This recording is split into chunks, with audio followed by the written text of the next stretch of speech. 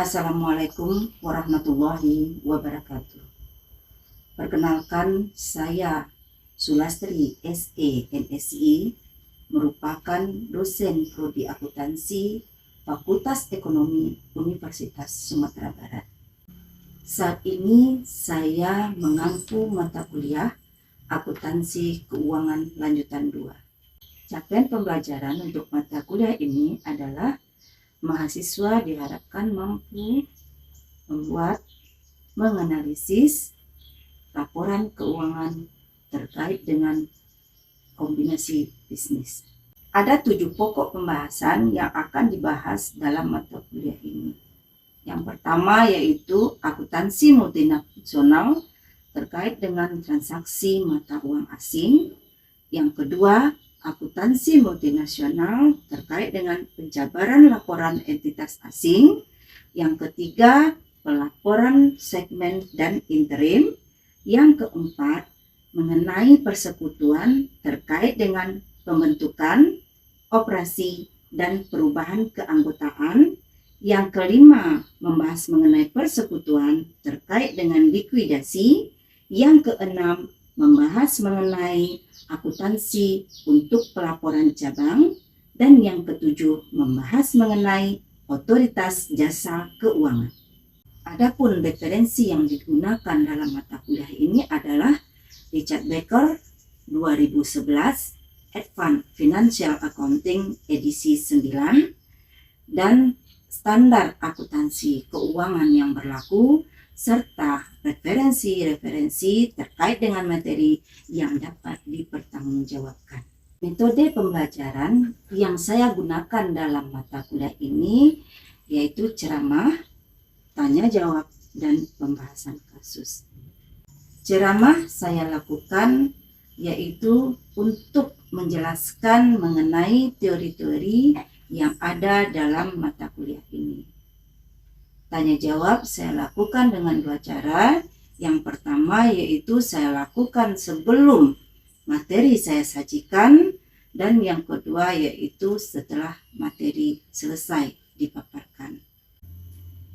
Tanya jawab yang saya lakukan sebelum materi disajikan, saya gunakan untuk melihat kemampuan dan kemauan mahasiswa untuk mempelajari mata kuliah akuntansi keuangan lanjutan 2 ini.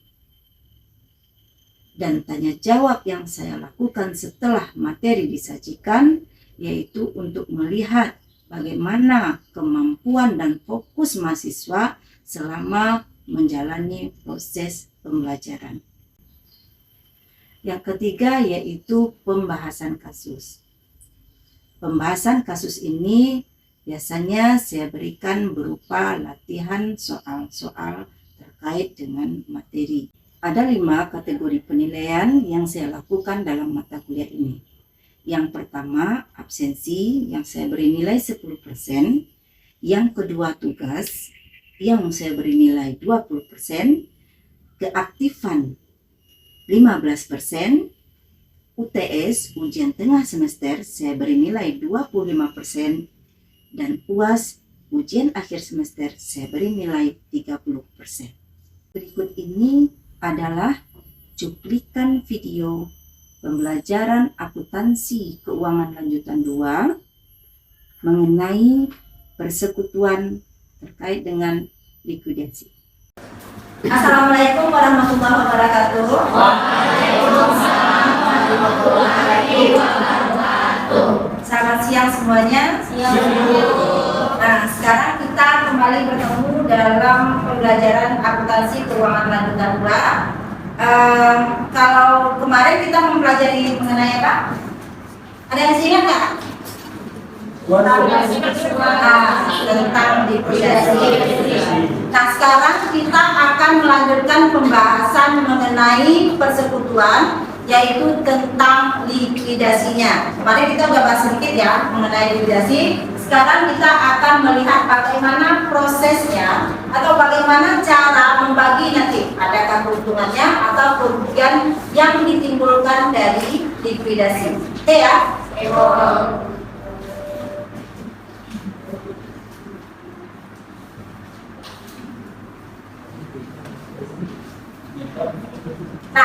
flashback sedikit mengenai pembahasan minggu kemarin, yaitu mengenai likuidasi. Nah, siapa yang masih ingat apa itu likuidasi? Bangkrut. Itu tangannya nak. Ayo, siapa yang tahu apa itu likuidasi? Nah, ya silakan. Bangkrut. Kalau likuidasi katanya bangkrut. Nah, apa lagi kira-kira? Pembubaran. Oke, pembubaran. Apa lagi? Mungkin dia ditimbulkan karena perselisihan. Nah, di sini juga kalau terjadinya likuidasi dalam persekutuan ini salah satunya adalah adanya sekutu yang meninggal. Ya, ada yang meninggal ya. Misalnya mungkin dia cuma ada 2 orang yang bersekutu. Nah, dia 2 orang bersekutu. Satu kalau udah meninggal, secara otomatis sekutunya 2. Nah, ya. Jadi ini yang menyebabkan terjadinya likuidasi atau penutupan dari persekutuan. Ini kan kemarin sudah kita bahas. Nah, sekarang kita akan membahas apa-apa yang akan dilakukan dalam proses likuidasi. Kita lihat dulu untuk situasi pertama. Apa situasi pertamanya? Yaitu ayo persekutuan. Nah, persekutuan. Ini kondisinya ya. Persekutuan solvent. Apa lagi? Modal sekutu solvent. Defisit 0. Nah, dia tidak defisit. Berarti defisitnya sama dengan 0. Nah, ini paham nggak saudara apa maksudnya? Ya, persekutuan solvent. Berarti persekutuan solvent ini berarti gimana keadaan persekutuannya? Oke, dia berarti sanggup dalam menutupi liabilitasnya. Liabilitas berarti kewajibannya atau hutangnya. Nah, kalau modal sekutu solvent maksudnya apa? Ya. Modal sekutu solvent ini tidak jauh beda nih dengan di persekutuan solvent. Nah, berarti kalau modal sekutunya solvent berarti sekutunya juga sanggup dalam menutupi liabilitasnya. Dan defisit 0 ini maksudnya tidak ada timbul kerugian dari penutupan persekutuan. Yang kedua, persekutuan tetapi ada sesuatu yang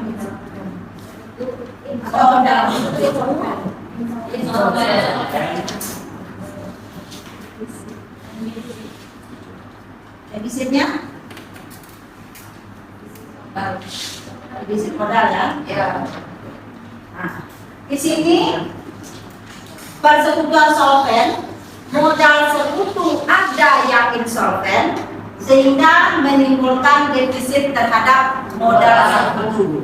Nah, ini dia. Berarti kalau modal sekutu insolvent berarti ada sekutu yang tidak sanggup membayar liabilitasnya sendiri. Kewajibannya sendiri itu ada yang dia tidak sanggup bayar. Ya, terus defisit modal ini timbul mungkin karena adanya ketidakmampuan pembayaran tadi, maka ada 2 cara dalam hal ini. Yang pertama apa?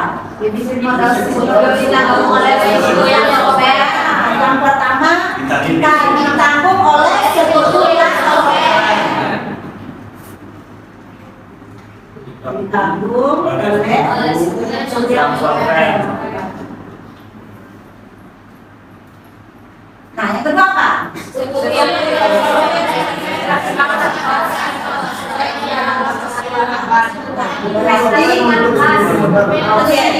Berarti sekutu yang insolvent dia menutup sendiri modal defisit.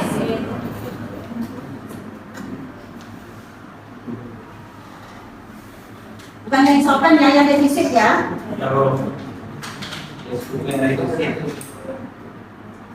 Menutupi modalnya sendiri.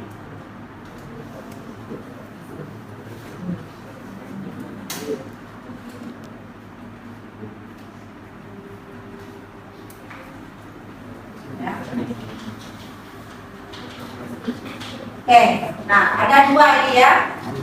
Nanti kita akan melihat perhitungannya ya. Terus yang ketiga, apa kemarin? Persekutuan insolven, persekutu insolven. Persekutuan Insolven. persekutu insolven.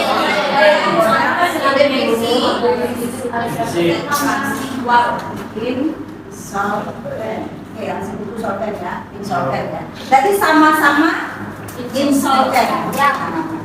Jadi berarti ada persekutunya tidak sanggup dalam pembayaran liabilitasnya, dan ada juga di sana sekutunya ini tidak sanggup dalam pembayaran liabilitas yang terjadi. Ini ada tiga ini. Kita coba lihat satu-satu ya. Oke, itu.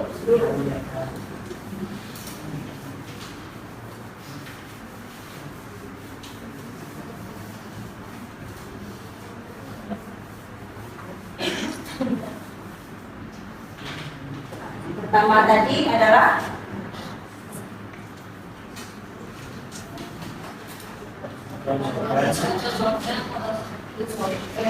oke.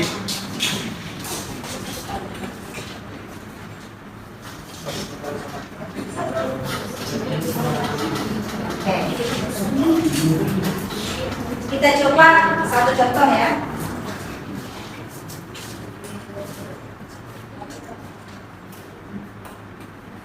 Nah, ini diketahui kasnya pada tanggal 1 Januari 2022. Kasnya itu berjumlah 10 juta. Terus aset non kasnya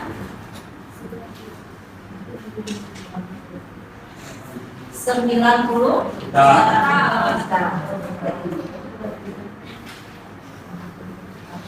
Liabilitasnya 42 juta. Untuk modal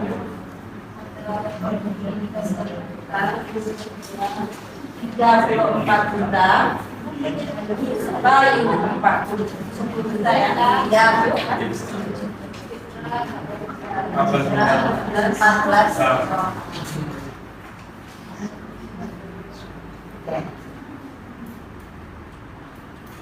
Nah, ini di tanggal 1 Januari ini adalah kondisi saat persekutuan ini mau dilikuidasi. Jadi kita anggap saja di 1 Januari 2022 persekutuan Aldi, Bayu dan Citra, atau kita ringkas dengan ABC aja ya. ABC ini mengalami likuidasi. Dia mau tutup. Kita anggap aja dia bangkrut ya. Nah, dengan posisinya adalah ada kas 10 juta, ada aset non kasnya 90 juta, dan ada liabilitas 42 juta. Modal Aldi berjumlah 34 juta, Bayu 10 juta, dan Citra 14 juta. Kita anggap ini sekutunya ini solven semua. Ya, kondisinya dia solven semua, tidak ada yang insolven. Nah, dia solven semua. Nah, ini pembagian keuntungan dari Aldi kita anggap saja ini 40%, Bayu 40%, dan Citra 20%. Citra 20%.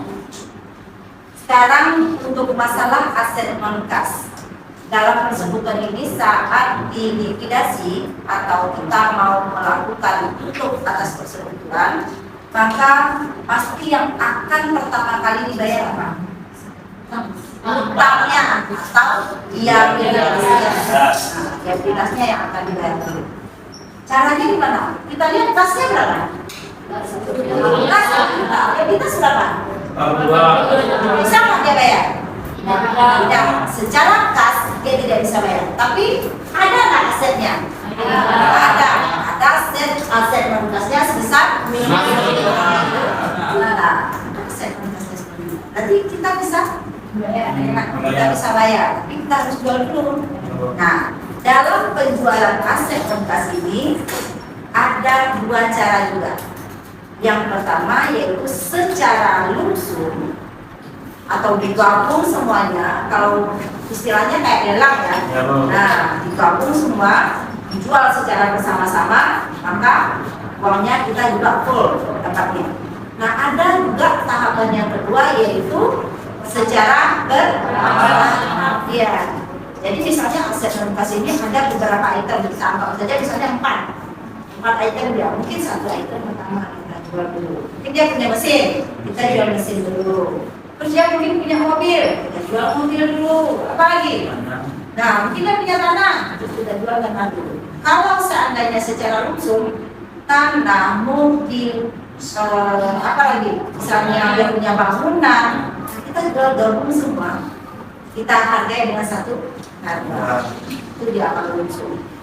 Tapi kalau seandainya bertahap, ya udah jelas ya kita berapa kita bisa jual untuk masing-masing unit-unitnya. Oke. Nah, kita akan ini penjualan aset non-kasnya ini secara langsung. Nah, ini kita jual aset non-kasnya ini sebesar 80. Nah, ini dapatnya terjualnya cuma 80 juta. Berarti ada apa? Ada apa yang timbul di sini? Rugi sebesar 10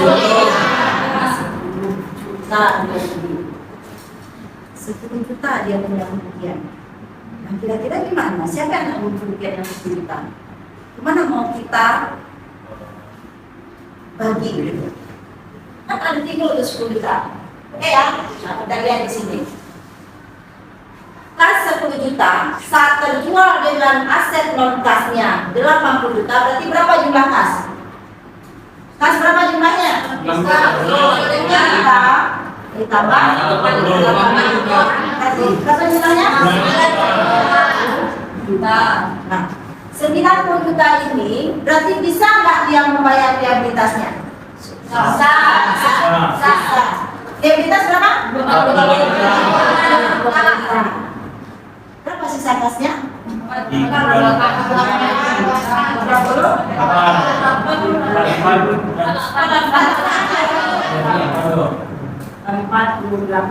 Juta. Berarti ada 48 juta uang yang tersisa. Uang yang tersisa dalam 40 juta. Tapi ingat, yang 48 ini berarti kita membayarkan nanti ke modal atau ke sekutunya. Sekutu bayu dan tapi jangan lupa dulu ada kerugian tadi 10 juta. Nah, ini dia kita akan akumulasikan dari sini akan kita kurangkan ke modalnya. Gimana caranya? 40% dikali 10 juta. Ini juga ya, bayu juga 40% ya. Kita 20%. Nah, berapa ya? 4 juta.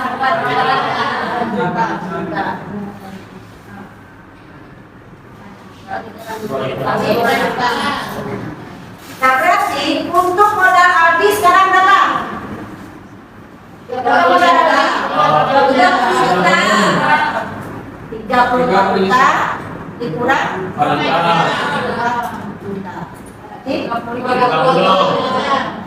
Terus modal bayu berapa jadinya? Ya, bayu berapa? 10 juta dikurang 4 juta. 10 juta dikurang 4 juta.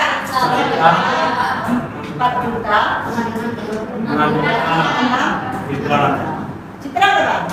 14 juta. Citra 14 juta dikurang 2 juta. Dikurang 2 juta. Jadinya 12 juta. Tadi berapa kasnya? Kira-kira ini berapa totalnya? Sama nggak? Sama. Nah, jadi pembagian ini kita akan serahkan ke sisa-sisa sesuai dengan sisanya. Berarti dari keuntungan atau dari sisa kas ini yang 48 juta, Aldi mendapatkan 30 juta, Bayu mendapatkan 6 juta, Citra mendapatkan 12 juta. baru. Nah, gimana? Ada yang mau bertanya nggak? Ada yang masih kurang paham di bagian mananya? Ini sebenarnya datangnya dari mana, Bu? Kok bisa seperti ini?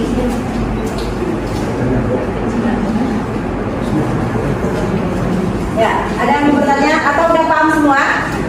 Oke, udah paham ya?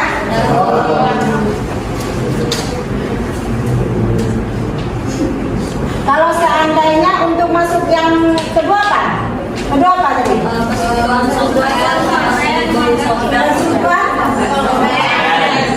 Nah, ibu ganti yang untuk nomor 2 persekutuannya tetap solvent. Terus solvent.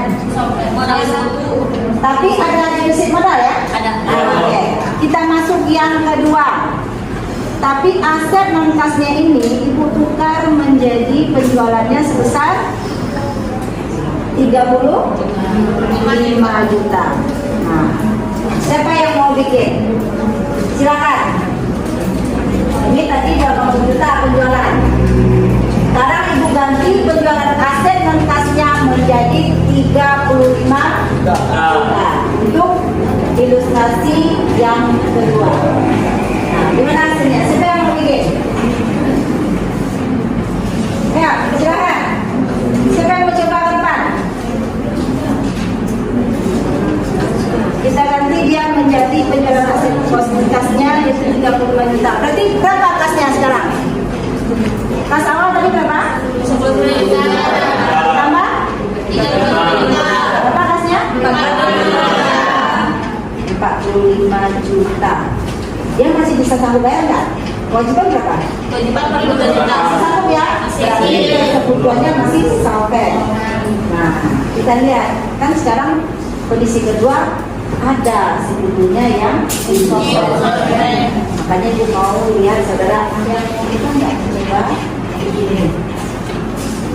Untuk kasus yang kedua. Ada yang mau? Ya, silakan. Ada yang mau nggak? Ayo.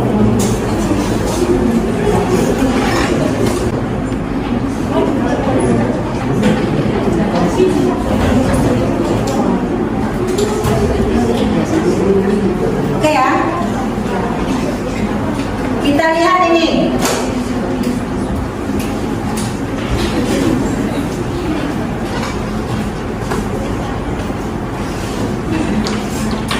Gimana kondisinya?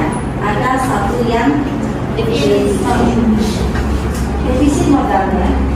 Dia solvent, tapi dia defisit modalnya karena adanya penutupan dari persekutuan. Nah, gimana cara ini? Ada dua cara yang aku jelaskan. Ya. Yang pertama apa? Kita mengulasnya dulu. Sekutu yang solvent, ilustrasikan kasnya. Sekutu ya, solvent dan ilustrasikan kasnya. Kita ambil cara yang pertama. Kita lihat bagaimana kalau kita pakai cara yang pertama ya. Oke, cara yang pertama berarti sekutu yang dia tidak mengalami defisit dan dia solvent, dia menutup defisit modal sekutu yang lain. Kita lihat Aldi sama Citra, dua-duanya dia kondisinya solvent, ya, dan dia juga modalnya tidak defisit. Nah, kita anggap Aldi dan Citra dia menutup kerugian ini. Jadi gimana caranya? Nah, kita lihat Aldi berapa sih dia harus bayar atau kita bagi 2 aja. Karena dia 2 50-50, berarti 50%. Apakah seperti itu konsepnya? Berarti tetap dari porsi yang masing-masing. Aldi 40%, Citra 20%. Tapi untuk pembagiannya bukan lagi menjadi 100%, tapi 60%.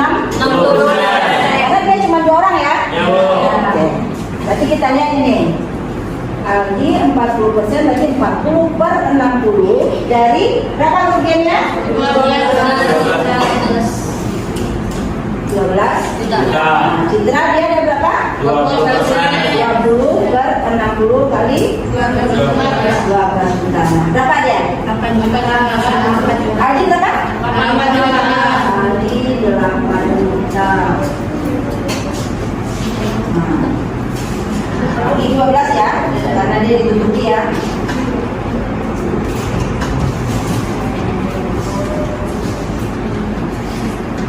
Citra berapa anaknya? 4 juta.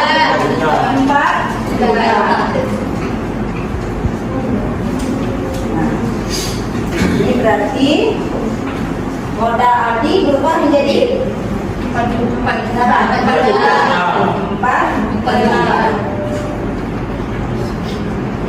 Bayu? Habis. Citra berapa? Muncul dia minus 1 juta. Nah, ini kenapa ini? Muncul dia minus 1 juta. Berarti Citra yang sekarang mengalami defisit modal karena menutupi defisit modalnya Bayu. Nah, kita pakai cara yang kedua, yaitu Citra membayar uang kas sebesar 1 juta. Jadi dia tutupi sendiri kerugian yang 1 juta. Berarti pembayaran oleh Citra sebesar 1 juta.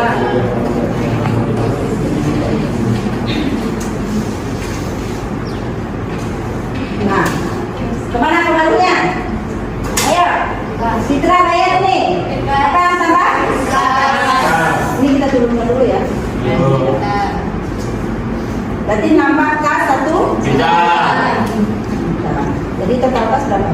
4 juta. Terus Aldi ada pengaruh nggak?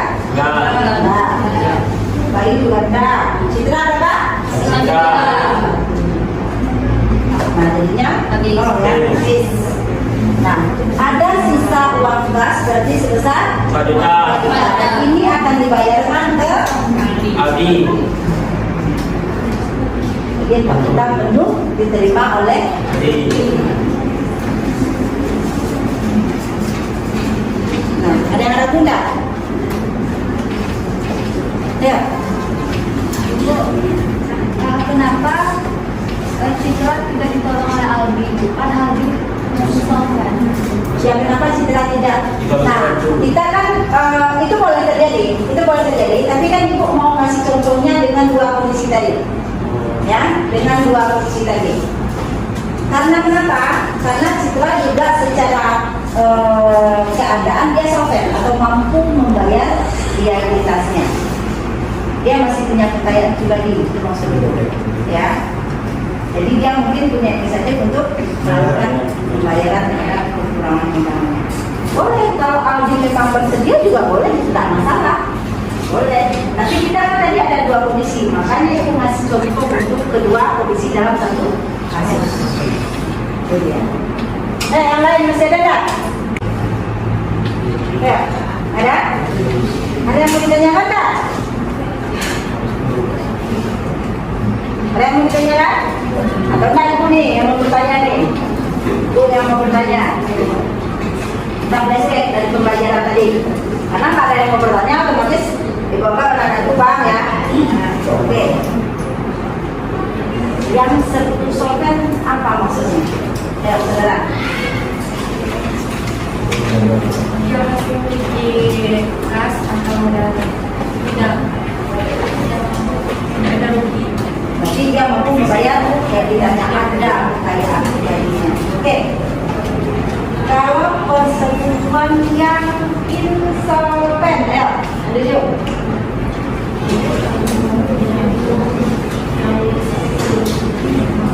Maksudnya?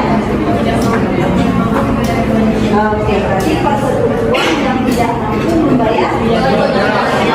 Jadi saudara udah bisa ya, mana yang solvent, mana yang insolven. Nggak paham ya? Oke, mungkin untuk hari ini kita cukupkan. Jadi untuk yang kasus ketiga akan kita bahas minggu depan. Oke ya, terima kasih atas partisipasinya hari ini dan terima kasih atas keaktifan-nya. Semoga minggu depan kita bertemu dalam kondisi yang baik, sehat dan Amin. Assalamualaikum warahmatullahi wabarakatuh.